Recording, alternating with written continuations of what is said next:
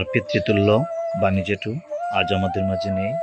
শ্রদ্ধা ভরে স্মরণ করছি, ওনার আত্মার চিরশান্তি কামনা করছি সৃষ্টিকর্তার কাছে, পরপারে যেন ভালো রাখেন। আসলে জেঠুর কথা বলে শেষ করা যাবে না। জেঠুর কথা যখনই মনে পড়ে তখন মনটা কিরকম হয়ে যায়। আমার বাবার সাথে ওনার ভালো সম্পর্ক ছিল, আজ আমার বাবাও নেই। যখনই তাদের কথা মনে হয় তখন মনটা অনেক খারাপ হয়ে যায়। খুব ভালো সম্পর্ক ছিল পারিবারিকভাবে। অবসর জীবনে ওনার নাতিনদের সাথে যখন উনি সময় কাটাতেন, শুধু আফসোস করতেন যে আমি পারলাম না আমার নাতিনদের নিজ হাতে আমার এলাকা ঘোরাতে, দেশটা ঘোরাতে, মানুষের উপকারে কিভাবে করতে হয়, মানুষের কি কাজে লাগাতে হয় সেটা বোঝাতে। এই আফসোসটুকু আমার থেকে গেল যে আমার সেই শারীরিক সক্ষমতা এখন নেই।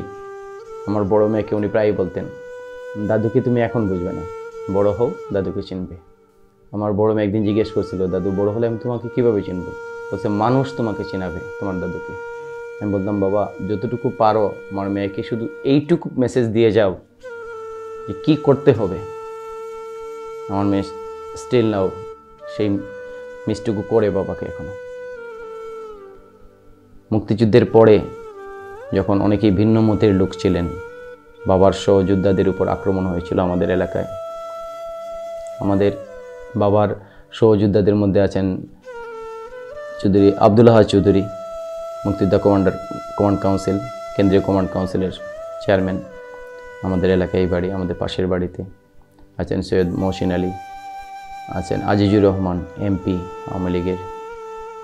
এরকম আরও অনেকেই আমি দেখতাম যখন বাবার গন্তব্য ছিল মৌলভীবাজারের ম্যানেজার স্টলে সেই আগের সেই কাঠের পুরাতন ঘরটাতে ওনাদের সেই আড্ডাটুকু, সেই দেশ গঠন করার চিন্তা ভাবনা থেকে কী কাজ করা যায়, কিভাবে করা যায়। আমি তখন খুব ছোটো, পরে যখন বুঝার আমার বয়স হলো তখন দেখতাম বাবা খুব আফসোস করতেন যে আমি রাজনীতি থেকে সরে আসছি, একদিক দিয়ে ভালো হয়েছে। আবার আফসোস করতেন যে এখন প্রয়োজন ছিল তাদেরকে সঠিক গাইডলাইন দেওয়ার দরকার ছিল। বাবা একটা কথা সবসময় বিশ্বাস করতেন, সেটা হচ্ছে একজন ভুল করতেই পারে, তাকে তুমি শুধরে দাও, বারবার শুধরে দাও। অনেক ঘাত প্রতিঘাত পেরিয়ে এসেছেন বাবা। সবসময় একটা কথাই বিশ্বাস করতেন, সেই রবীন্দ্রনাথই আশ্রয় বুঝতেন। আমাকে বলতেন, কারো কাছে সাহায্য চাওয়ার আগে তুমি একটা কথাই বিশ্বাস করো, তুমি ঈশ্বরের কাছেও প্রার্থনা করো, শুধু একটাই প্রার্থনা করো, রবীন্দ্রনাথের প্রার্থনা আসে। প্রার্থনাটা কি? বিপদে মরি রক্ষা করো, এন হে মোর প্রার্থনা, বিপদে আমি না যেন করি ভয়। নিজের এই যে মনোজাগতিক চেতনা, বাবাকে নিজেকে জাগিয়ে তোলার যে চেষ্টা বাবা অবিরত করে গেছেন, এটা অবিশ্বাস্য।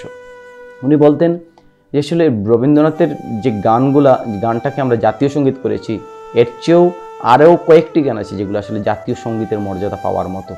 একটি গান বাবা খুব প্রিয় ছিল, গানটা তোর আপন জনে ছাড়বে তোরে, তা বলে ভাবনা করা চলবে না।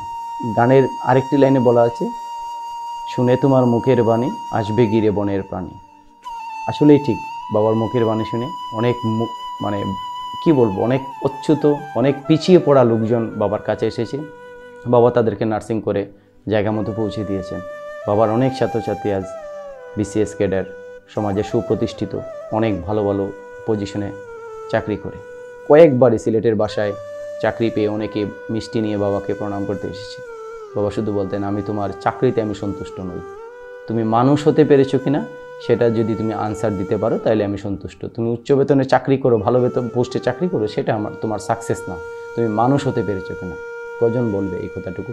বাবার কর্মময় জীবনের অনেক টুকরো স্মৃতি আমি আসলে বিচ্ছিন্নভাবে হয়তো আমার এখন মনে পড়তেছে না, আমি যতটুকু মনে আসতেছে আমি বলতেছি। কিন্তু আসলে বাবার একটা ডায়েরি, দিনের দিনলিপি কীভাবে উনি লিখে গেছেন ডায়েরিতে, এটা অবিশ্বাস্য। একটা মানুষ ওনার স্টেটমেন্টটা কীভাবে উনি প্রজন্মের জন্য রেখে গেছেন, এটা বিশ্বাস করা যায় না। যখনই যার সাথে পরিচয় হয়েছেন তার সাথে তার অ্যাড্রেসটুকু লিখে রেখেছেন, কমিউনিকেট করার চেষ্টা করেছেন এবং তার মাধ্যমে কীভাবে আরেকজনের উপকার করা যায় সেই চেষ্টাটুকু করেছেন। আমাদের এলাকার যে স্কুল নিয়ে বাবা এত কাজ করেছেন, এত কিছু করেছেন, তার আমি মনে করি ম্যাক্সিমাম অবদানটুকু বাবার ব্যক্তিগত পরিচয়ের সুবাদে। এটা অনস্বীকার্য, এটা যারা এলাকায় আছেন তারা সবাই স্বীকার করবেন। বাবার ব্যক্তিগত পরিচয়, বাবার ব্যক্তিগত ক্ষমতা, যেটা মানুষকে কারোর সাথে যেখানে অনেক টাকা পয়সা খরচ করে কোনো একটা কাজ করতে হয়, বাবা গিয়ে দাঁড়িয়েছেন অথবা বাবার কথা বলে কাজটা করা হয়েছে। এটা আমার নিজের চোখে দেখা। সেই প্রভাব প্রতিপত্তিটুকু বাবার ছিল বলেই হয়তো স্কুল অবদানটা প্রপারলি রাখতে পেরেছেন। এলাকার উন্নয়ন বলতে আমরা যা বুঝি, একটা ভালো রাস্তাঘাট, ভালো সেতু, ভালো স্কুল, এগুলো বাবা অনেক ছোটোবেলাতেই মানে নিজের মধ্যে ধারণ করতেন। পৈতৃক সূত্রে অনেক সম্পত্তির মালিক ছিলেন, সমস্ত সম্পত্তিটিকে উনি বিসর্জন দিয়েছেন জনস্বার্থে। আমাদের গ্রামের মূল রাস্তাটুকু বাবা ওনার জায়গার উপর দিয়ে করে দিয়েছেন, কিন্তু এখন 1 ইঞ্চি জায়গার জন্য যেখানে লড়াই চলে ভাই ভাই, সেখানে বাবা বিনা শর্তে দিয়ে দিয়েছেন, তবু রাস্তাটুকু হোক, মানুষের হাঁটা চলার ব্যবস্থা হোক। কীভাবে ওনার ছাত্রছাত্রীদের নিয়ে এলাকার ব্রিজ তৈরি করতেছেন, বাঁশের সেতু তৈরি করতেছেন আমার বাড়ির পাশে। পাশাপাশি বন্যার সময়, আমাদের এলাকা বন্যাপ্রবণ এলাকা, বন্যার সময় কীভাবে গরিব অসহায় মানুষদেরকে খাবার খাওয়াতে হয়, আশ্রয়ের ব্যবস্থা করতে হয়, নৌকা দিয়ে বাড়ি থেকে তুলে এনে আমাদের পাশের উঁচু রাস্তায় বাদে তাঁবুর নিচে আশ্রয় দিতে হয়। এটা অবিশ্বাস্য। 91-94 প্রবল বন্যা হলো, বাবা ঢাকা থেকে চলে আসলেন এইসব মানুষকে সাহায্য করার জন্য। খিচুড়ি রান্না করে করে করে করে মানে ঘরে ঘরে তাঁবুর নিচে দিয়ে দিয়ে উনি মানুষদের খাওয়াছেন, চেষ্টা করছেন। এই যে আমি এখন বলতেছি উনি কী করতেছেন, সেটা ওনাকে বড় করার জন্য না, এই যে ত্যাগটুকু, এই যে সার্বজনীন হয়ে ওঠার যে চেষ্টা, এটা আসলে যারা দেখে নেয় তারা বুঝতে পারবে না। আমার বাবার সমসাময়িক বা বাবার জুনিয়র যারা আছেন, তাদেরকে যে কেউ যারা এই প্রোগ্রামটা দেখছেন, তারা নিঃসন্দেহে এইটুকু স্বীকার করবেন যে বাবার মধ্যে এই প্রবণতা ছিল কিনা না, বা আমি যতটা কথাটা এখানে বলেছি তার সাথে কেউ দ্বিমত করবেন কিনা না। আনডাউটলি এটা অবিশ্বাস্য। এটা একজন মানুষের ক্ষেত্রে এত সার্বজনীন হয়ে ওঠা, এটা আনবিলিভেবল। আমি যিশু দত্ত, এসএসসি ব্যাচ 2006, চৌধুরী আসিয়ার রহমান একাডেমি। গভীর শ্রদ্ধা নিবেদন করি আমাদের শ্রদ্ধেয় স্যার বাণী স্যারের। শুধুমাত্র একজন আমাদের শিক্ষক ছিলেন না, তিনি আমাদের শিক্ষাগুরু ছিলেন। বাণী স্যার হচ্ছেন আমাদের সেই শিক্ষাগুরু, যিনি তার আদর্শ দেশ, স্বাধীনতা এবং শিক্ষা, এই 3টে আদর্শকে আমাদের সকলের মধ্যে ছড়িয়ে দিয়েছিলেন। শিক্ষক হিসেবে স্যারকে না পেতাম তাহলে হয়তো আজকে বিশেষ করে আমার ফ্যামিলি যেই পর্যায়ে আছে, এই পর্যায়ে কোনোদিন আসতে পারতাম না।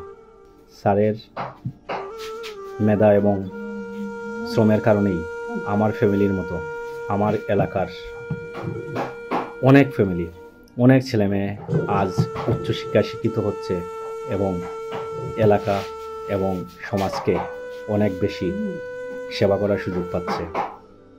সবার উপরে মানুষ সত্য, তাহার উপরে নাই, এই বাণীটাকে তিনি সত্য প্রমাণ করেছিলেন। তিনি আমাদের এলাকার সেই মহান পুরুষ, একজন প্রকৃত মুক্তিযোদ্ধা, যিনি শুধু মুক্তিযুদ্ধ করে দেশকে স্বাধীন করেই ক্ষান্ত হন নাই, বরং দেশ গঠনের জন্য পরবর্তীতে কাজ করে গেছেন। তার জীবন আদর্শ আমাদের সকলের কাছে অনুপ্রেরণা। স্যারকে আজকের এই সমাজ বাস্তবতায় বাণী স্যারকে বড্ড বেশি প্রয়োজন। যারা নতুন যারা আসছে স্কুলে, তারা হয়তো বাণী স্যার শুধু একটা নামকে শুনতে পাচ্ছে, কিন্তু তারা কখনো স্যারের আত্মত্যাগ, এই স্কুল গঠনের পেছনে, এই এলাকাকে আলোকিত করার পেছনে একজন মানুষের কতটুকু আত্মত্যাগ থাকতে পারে, সেই ইতিহাসকে সঠিকভাবে জানে কিনা আমি জানি না। আমাদের উচিত, আমরা যারা স্যারের শিক্ষার্থী বা স্যারের ছাত্র ছিলাম, স্যারের শিষ্য ছিলাম, যারা সকলেই স্যারের আদর্শকে আমাদের পরবর্তী প্রজন্মের কাছে পৌঁছে দেওয়া। বাবা অনেকবার অসুস্থ হয়েছেন, হাসপাতালে ভর্তি হয়েছেন, প্রতিবারই উনি লড়াই করে ফিরে এসেছেন।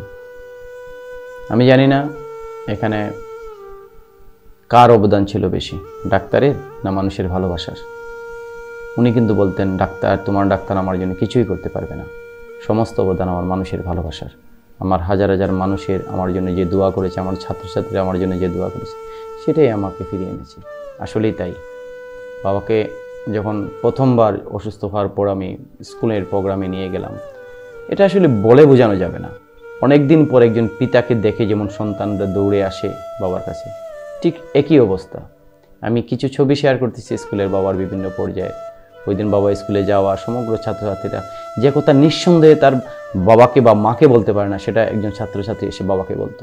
এই আশ্রয়টুকু হয়েছিলেন বাবা, যে কোনো সমস্যার সমাধানের আশ্রয় করেছিলেন বাবা। শুধু একজন শিক্ষক ছিলেন না, একজন অভিভাবক, ছাত্রদের অভিভাবকদেরও অভিভাবক ছিলেন। কিভাবে সন্তানকে পড়াতে হবে, কিভাবে কোন স্কুলে দিতে হবে, কোন ড্রেস কিনতে হবে, সমস্ত সাংসারিক যত ঝামেলা সব কিছু বাবার সাথে শেয়ার করতেন। এই যে নির্ভরতার জায়গাটুকু হয়ে ওঠা, এটা বিরল ঘটনা। এটা ভাবা যায় না। ভাবা যায় আমাদের সেই প্রত্যন্ত গ্রামে যে ফুল বাগান করা হয়েছে, এটা যারা দেখেছেন বা যারা ছিলেন এর সাথে জড়িত তারা বলতে পারবেন যে কি অসাধারণ একটি ফুল বাগান বারবার করেছেন। এই ফুল বাগানের থেকে ফুল চুরি করতে বিভিন্ন জেলা থেকে লোক আসতো। এটা চিন্তা করা যায়?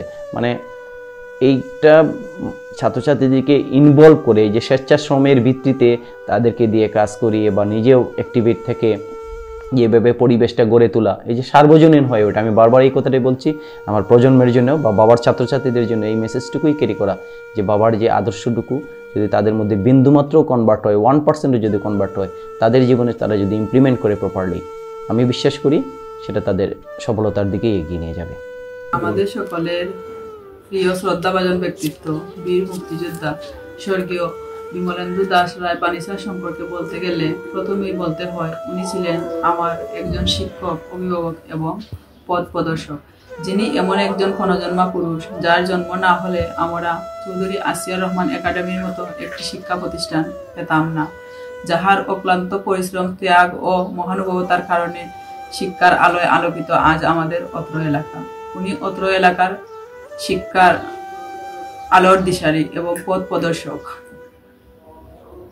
যার ত্যাগ এবং মহানুভবতার কারণে আমাদের অত্র এলাকার অনেক ছেলে মেয়ে আজ দেশে বিদেশে প্রতিষ্ঠিত, শিক্ষার আলো ছড়াচ্ছে দেশের বিভিন্ন স্থানে এবং উচ্চপদস্থ সরকারি কর্মকর্তা কর্মচারীও আছে। আমি নিজের চোখে দেখেছি উনি নিজের অর্থ সম্পত্তি বিক্রি করে শিক্ষাক্ষেত্রে গরিব দুঃখী বাচ্চাদের পড়াশোনার খরচ চালিয়েছেন, খাতা কিনে দিয়েছেন, কলম কিনে দিয়েছেন।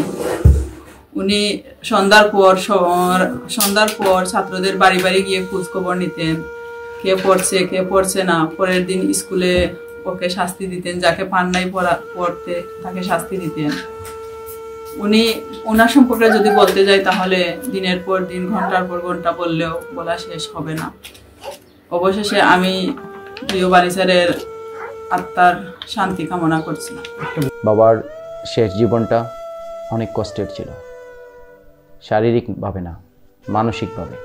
বাবা আমাকে প্রায়ই বলতেন, তুমি আমাকে এনে বন্দি করেছ, আমাকে মানুষের সাথে মিশতে যাও না, আমার এলাকায় যেতে দাও না। কিন্তু বাবা তখন শারীরিকভাবে ফিট ছিলেন না, কিন্তু মনের দিক থেকে 200% ফিট ছিলেন। এটা আমি কাউকে বলে বোঝাতে পারবো না বাবার ফিটনেসটা কোন লেভেলে ছিল। বাবার শেষ দিকে ব্রেন স্ট্রোকের কারণে ওনার চোখের একটা সমস্যা দেখা দেয়, কিন্তু চোখে কোনো ছানি বা ডিফেক্ট ছিল না।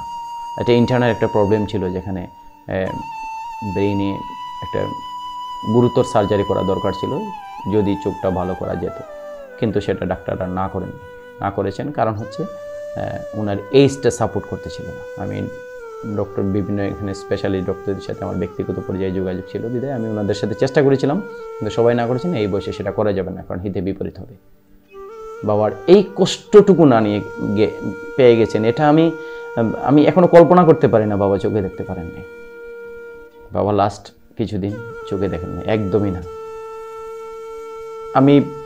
আমরা আমাদের মানুষ হয়ে ওঠার পেছনে বা মানুষের যে আবেগ অনুভূতির জায়গাটুকু, সেখানে চোখে দেখা এবং কথা বলার সক্ষমতা যাদের নাই, তারা ছাড়া কেউ বুঝবে না এই অনুভূতিটুকু কীরকম। আমি বাবার এই কষ্টটুকু আমি এখনও মেনে নিতে পারি না যে বাবা চোখে দেখতে পারেনি। শুধু আফসোসটুকু করে গেছেন, আমার একটিবার আমার স্কুলকে দেখার খুব ইচ্ছা ছিল, যে আমার এলাকায় আমাকে নিয়ে যাও, আমার স্কুলটাকে আমি দেখতে চাই।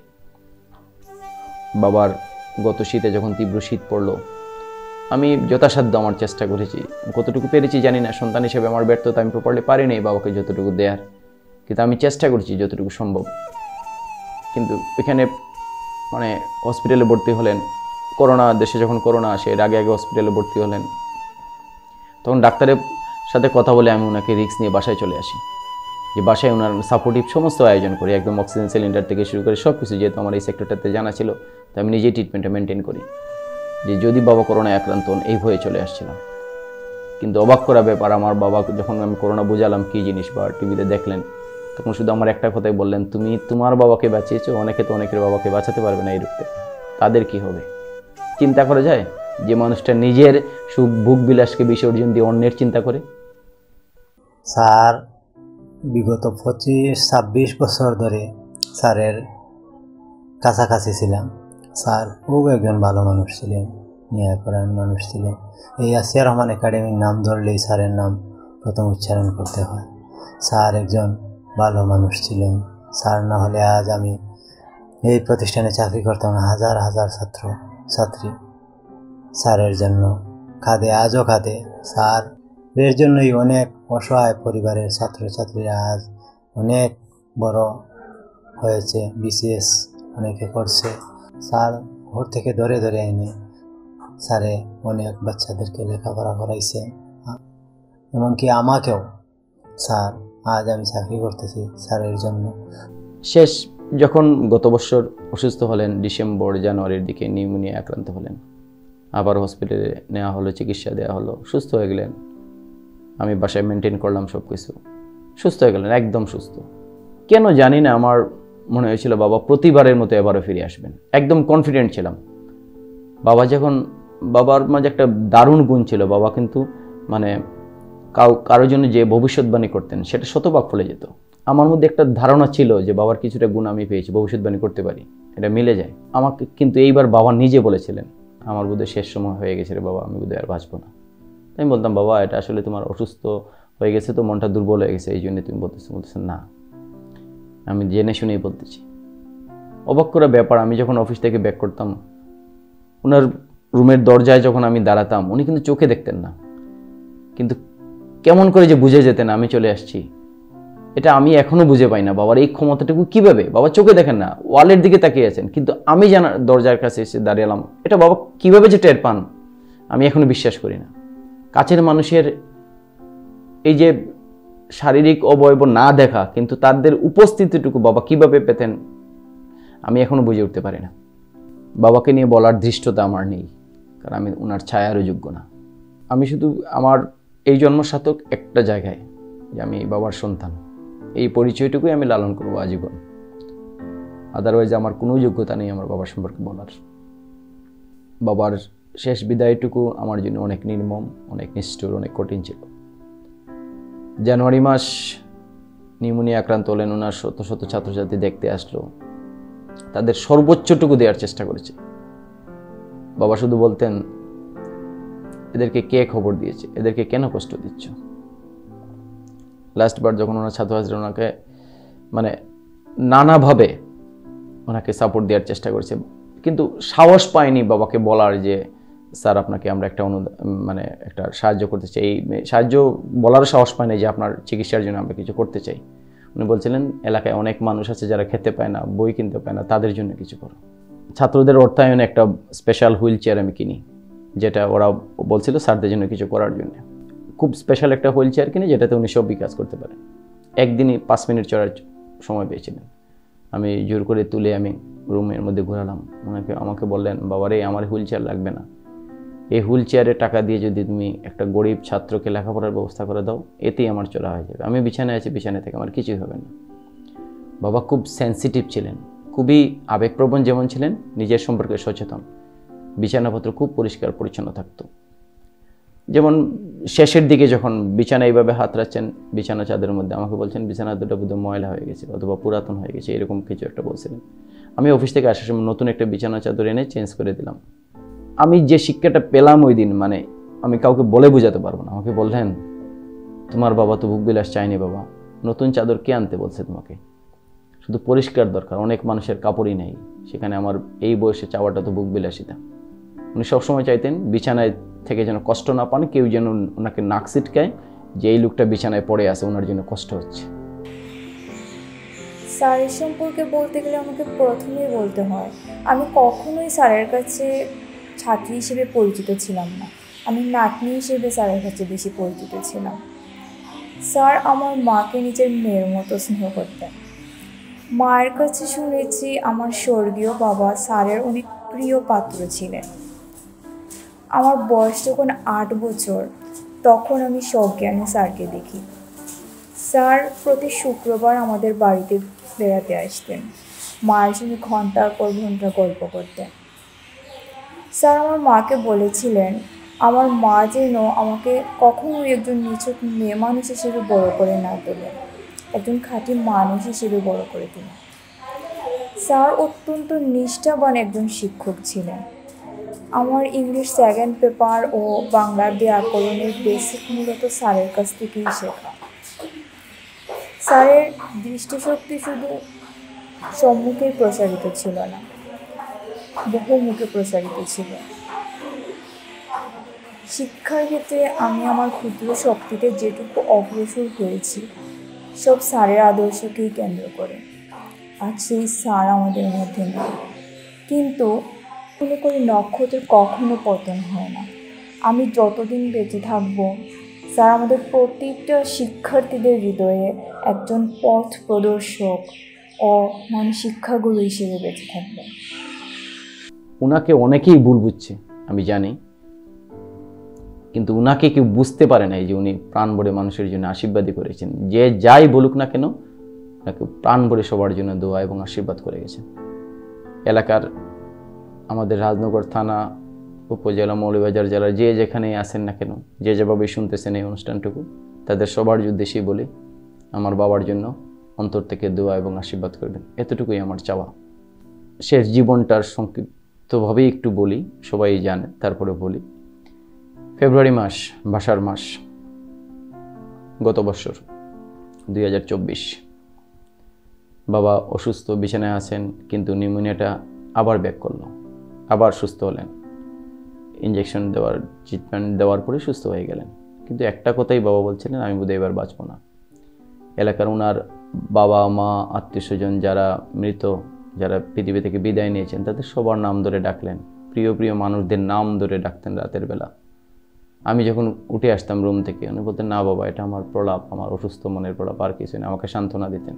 কিন্তু আমি বুঝতাম বাবা অত্যাধিক টেনশন করতেন তো যে কোনো বিষয়ে। বাবার টিভি দেখা আমি বন্ধ করে দিয়েছিলাম, ডাক্তার বলেছিলেন যে টিভি দেখা যাবে না, পত্রিকা পড়া যাবে না, কারণ দেশ বিদেশের খবর দেখলে এগুলো আরও বেশি প্রেশার বাড়ে।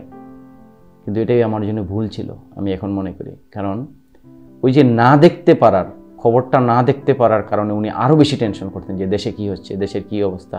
আমি এলাকার অনেকের মৃত্যু সংবাদ বাবাকে দিইনি, কারণ বাবা টেনশন করবেন। কিন্তু ঠিকই বাবা খবর পেয়ে যেতেন, আমি জানি না কীভাবে পেতেন, ঠিকই বাবা খবর পেয়ে যেতেন। এটা আমি কাউকে বলে বোঝাতে পারবো না বাবার এই যে ঐশ্বরিক ক্ষমতাটুকু।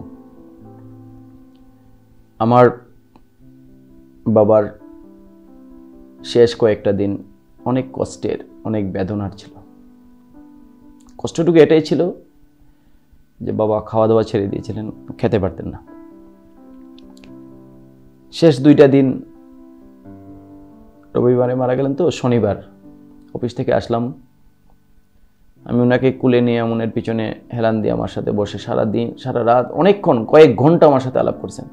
সকালে আলাপ করছেন, দুপুরে আলাপ করছেন, বিকালে। আমি 3 বেলা অফিস থেকে চলে আসতাম, মাঝে দুপুরে আসতাম, আবার সন্ধ্যা চলে আসতাম। আমার জন্য বসে থাকতেন, আমি না আসলে খেতেন না। আমার হাতে দিব্যি পেট ভরে খেলেন, দিব্যি, ওইটাই আমার হাতে ছিল শেষ খাবার খাওয়ানো। দুপুরে খেলেন, রাতে খেলেন, সকালে খেলেন। রাতে খেতে খেতে আমার সাথে অনেক কথা বললেন যে একটা মানুষ এত সেন্স কিভাবে ঠিক রাখে। অসুস্থ, আমি জানি উনি কথা বলতে পারতেছেন না।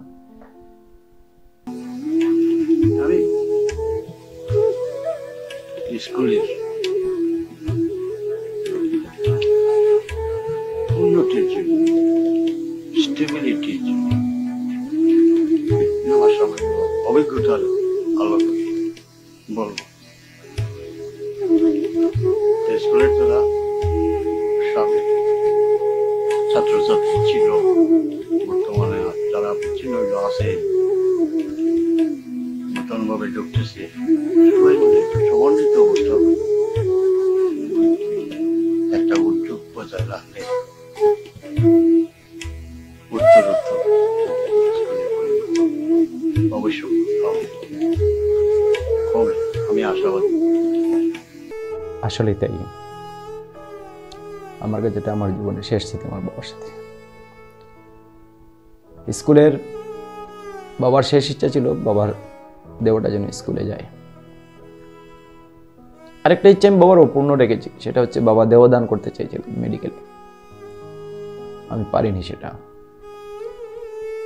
অনেক দিন ধরে বলছিলেন যে আমার দেহটা আমি মেডিকেলে ছাত্রছাত্রীদের জন্য দিয়ে যেতে চাই, তাতে করে আমার দ্বারা যদি কারো উপকার হয়, আমার চোখের কর্নিয়াটা যদি কারো কাজে লাগে, পৃথিবীটা দেখে, এটাই আমার সার্থক, আমি তাদের মাঝে বেঁচে থাকবো। কিন্তু আমি অভাগ্য সন্তান, আমি পারলাম না সেটা করতে। এই আফসোসটুকু আমার থেকে যাবে আজীবন। আমিও চাইছিলাম সেটা করতে, পারিনি।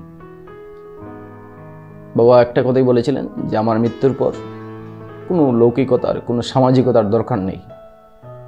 তুমি কেন, এই পৃথিবীর কারো পক্ষেই আমার স্বর্গ নরক নির্ধারণ করার ক্ষমতা নেই। আমার কর্মই আমাকে নিয়ে যাবে আমার জায়গায়। আমি এগুলোতে বিশ্বাস করি না। আমার যাই ঘটুক না কেন, আমি জীবনে কোনো অন্যায় করিনি। আমি মানুষের উপকার করার চেষ্টা করেছি, কারোর সাথে কোনো অন্যায় করিনি। আসলেই তাই, আমার বাবা বিছানা থেকে কষ্ট পাননি। চেষ্টা করেছি না দেয়ার। স্কুলে নিয়ে গেলাম ওনার দেহটাকে। সকালবেলা আমার একটা কষ্টই বোধহয় তীব্র থেকে যাবে। মধ্যরাতে যখন ওনাকে আমি শেষবারের মধ্যে বিছানায় রেখে আমি ঘুমোতে গেলাম, অনেকদিন যাবত, মানে মাস দেড় মাস যাবত এইভাবে চলতেছিল বাবার, যে ঘুমাতেন না ঠিক মতো, উচ্চমাত্রা ঘুমের ওষুধ দেওয়া হতো। তারপর আমি সাপোর্টিভ ছিলাম। তো আমার পাশের রুমেই আমি থাকতাম। যখন শব্দ শুনতাম বাবা গলার শব্দ বা ঘুমোতে পারতেন না, দ্রুত উঠে চলে আসতাম। ওই দিন আমি চলে আসছি। ঘন্টাখানেকের জন্য আমি বিছানায় গিয়েছিলাম শেষ রাতে। এসে দেখলাম কাশতেছেন। আমি পানি দেওয়ার চেষ্টা করলে আবার পানি দিতে গিয়েও দেইনি, যে আবার পানি দিলে কাশি উঠে কিনা। তারপর আবার ঘুমিয়ে গেলেন। পানিটা আমি রেখে আমি চলে গেলাম। আমি বিশ্বাস করি না যে আমি পানি দিলেই উনি বেঁচে উঠতেন। এটা একটা আবেগের জায়গা মাত্র। কিন্তু এই আফসোসটুকু থেকে যাবে। অনেক সন্তান বিদেশে থেকে আফসোস করে যে বাবা মাকে শেষবারের মতো বিদায় দিতে পারেনি। আমি তো কাছেই ছিলাম, আমি পারিনি। ভোর 6:45 বা 6টার দিকে, 6টায় ঘন্টা ধরে ঘুমিয়েছি। হঠাৎ করে আমার মনে হলো যে বাবার গলা শব্দ শোনা যাচ্ছে না। দ্রুত আসলাম রুমে। আমার যতটুকু আমার অভিজ্ঞতা থেকে দেখলাম যে বাবা তো আমাদের ছেড়ে চলে গেছেন। একটুও কাঁদিনি আমি, আমার চোখে কোনো জল আসেনি, আমি কাউকে বুঝতেই দেইনি। আমি যথারীতি আমার প্রতিবেশীদেরকে কল করে আমি অ্যাম্বুলেন্স এনে হসপিটালে নিয়ে গেছি। আমি জানি বাবার নিতর দেহ, আমি জানি। আমার বাবার একটা কথাই মনে থাকতো সবসময়, কর্তব্যে স্থির থাকবে, কোমলে কঠিন। কর্তব্যের সময় স্থির থাকবে, দৃঢ় থাকবে, সে যেই হোক। আমি পেরেছিলাম বাবা। কিন্তু ডাক্তারের সার্টিফিকেট নিয়ে আসার জন্য শুধু আমি হসপিটালে গিয়েছি। আমি জানি তোমাকে আমি মৃত নিয়ে গেছি। পারিনি আবেগের জায়গাটাকে ধরে রাখতে। যখন আমি মায়ের সামনে দাঁড়ালাম, যাই হোক, যখন নিয়ে গেলাম, আমি কেন জানি মনে হয়েছিল আমি দ্রুত চলে যাই বাড়িতে। সিলেটে অনেকে অভিযোগ করেছেন ওনাদের সাথে আমি দেখা করতে পারিনি, বাবাকে দেখতে দিতে পারিনি। আমি খুব দ্রুত চলে যাই স্কুলে। কারণ বাবা আমাকে একটা নির্দেশ দিয়ে গেছিলেন যে আমাকে তোমরা স্কুলে নিয়ে যাবে আমার ছাত্রছাত্রীদের মাঝে। আর কিছুই আমার লাগবে না, আমার কোনো গার্ড অব অনার লাগবে না, কিছুই লাগবে না। আমার শেষ বিদায়টুকুর দরকার নেই। আমার ছাত্রছাত্রী, আমি প্রিয় স্কুলের আঙ্গিনাতে যেতে চাই। এলাকার লোকজন অনেকে তখন জানেই না, ঘুম থেকে উঠেই নেই, নিয়ে গিয়েছিলাম যথারীতি। আমাকে কোনো কিছুই করতে হয়নি। এলাকার মানুষ, সর্বস্তরের, সর্বসাধারণ, সকল ধর্মের মানুষ যে কিভাবে একত্রিত হয়ে আমাকে বাবাকে শেষ বিদায় দিল, আমি কাউকে বলে বোঝাতে পারবো না। আপনারা কিন্তু দেখবেন অনেক ছবি ভিডিও আছে, মানে এটা অকল্পনীয়। একটা মানুষ এভাবে বিদায় হয়, এত সুন্দর বিদায় হয়। যে মহিলা কখনো ঘর থেকে বেরোয়নি, পর্দানশীল মহিলা, সেও বাবাকে দেখতে এসেছিল। ওনার ছাত্রছাত্রী, অভিভাবক, স্কুলের সকল, এলাকার সকল মানুষ যে বাদবাঙ্গা বিদায় দিল বাবার আবেগে। বাবা রাষ্ট্রীয় স্বীকৃতি চাননি, রাষ্ট্রীয় স্বীকৃতি পাননি, মুক্তিযোদ্ধার স্বীকৃতি পাননি। কিন্তু বাবা যা পেয়েছেন, মানুষের ভালোবাসা, ওনার ছাত্রছাত্রীদের দ্বারা গার্ড অব অনার, এটাই ছিল ওনার জীবনের শ্রেষ্ঠ পাওয়া আমি মনে করি। বাবার শেষ বিদায় আমাকে অনেক কিছু শিখিয়ে দিয়েছে। আমার এলাকায় কখনোই বাবা যে জিনিসটা পছন্দ করতেন না, সবার সাথে কারোর সাথে ঝগড়া ফেসাদ, কারোর সাথে আভ্যন্তরীণ কুন্দল এগুলো পছন্দ করতেন না। কিন্তু থেকে গেছে সমাজের রন্ধ্রে রন্ধ্রে অনেক কিছু থেকে গেছে। বাবার বিদায় অনুষ্ঠান, পরবর্তীতে ধর্মীয় এবং সামাজিক অনুষ্ঠানে সেটার ছাপ পড়েছে। সবিস্তারে নাই বা বললাম, শুধু এতটুকু বলে রাখি, বাবা তোমার অনেক কাজ এখনো বাকি ছিল, তোমাকে আরো প্রয়োজন ছিল বাবা। এই সমাজের কলুষতা, কপটতা দূর করার জন্য একটা বাতিঘর খুব প্রয়োজন বাবা। আমি জানি না আমি পুনর্জন্মে বিশ্বাস করি কিনা না, বা তুমিও করো কিনা জানি না, আমি জানি না তোমার পুনর্জন্ম হবে কিনা, তবে আমি এতটুকু বিশ্বাস করি তুমি ছায়া হয়ে থাকবে আমার মাথার উপর, তোমার প্রিয় ছাত্রছাত্রীদের মাঝে, তোমার আদর্শের মাঝে। দুঃখ বেদন মম সফল স্বপ্ন, মম দুঃখ বেদন মম সফল স্বপ্ন, তুমি ভরিবে সৌরভে নিশীথে নিশম, তুমি রবে নীরবে হৃদয়ে মম,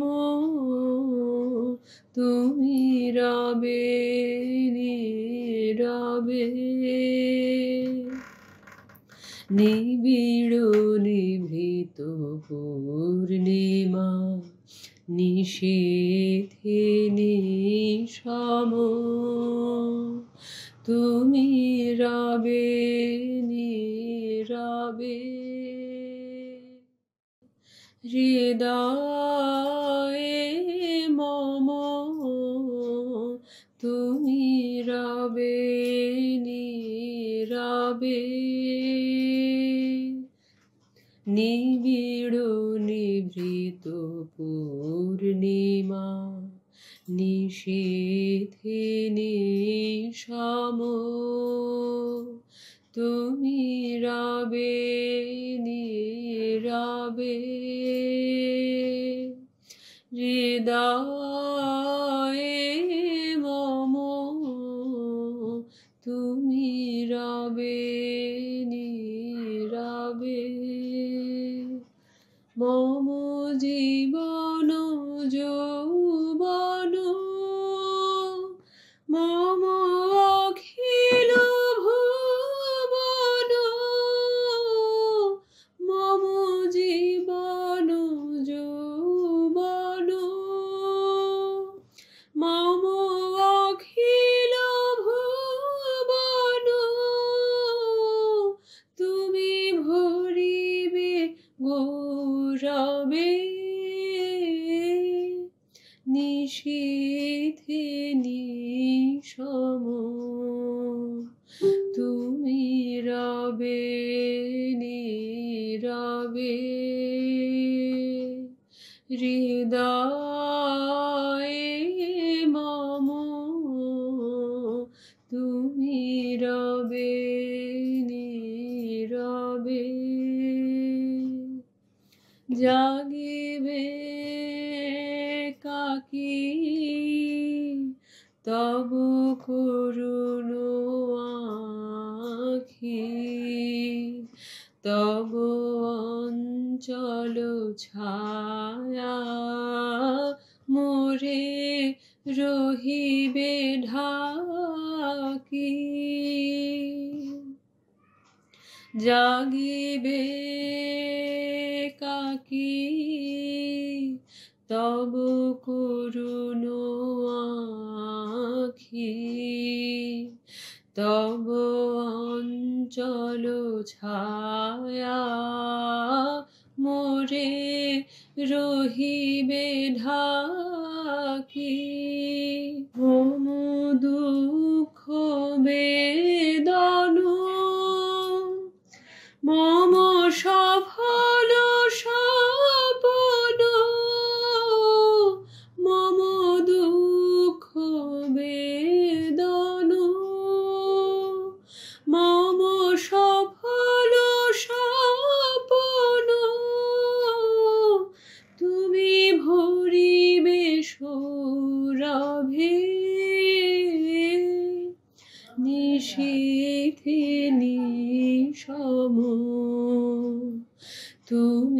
রবে নীরবে হৃদয়ে মম, তুমি রবে নীরবে নিবিড় নিভৃত পূর্ণিমা নিষেধে নিষম,